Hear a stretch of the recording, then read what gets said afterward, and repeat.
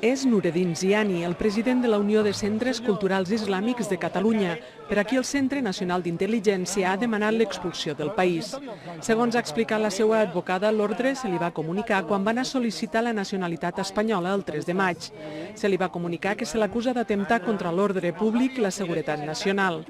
La seva defensa ha demanat amb quines proves se l'acusa, però la resposta ha estat que aquestes proves són innecessàries. Ara estan esperant resposta a una segona sol·licitud.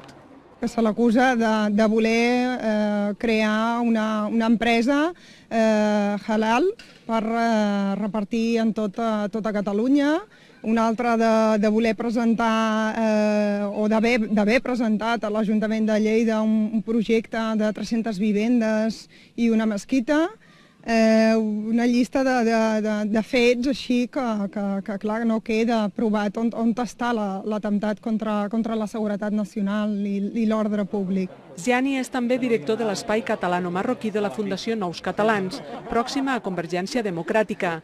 En un comunicat, les dues entitats culturals de les quals forma part Ziani acusen el CNI de fer por als immigrants que s'aproximen al dret a decidir i al procés sobiranista de Catalunya. L'eurodiputat de Convergència i Unió, Ramon Tremosa, ha dit que presentarà una pregunta a denunciar a la Comissió Europea contra la proposta d'expulsió del CNI.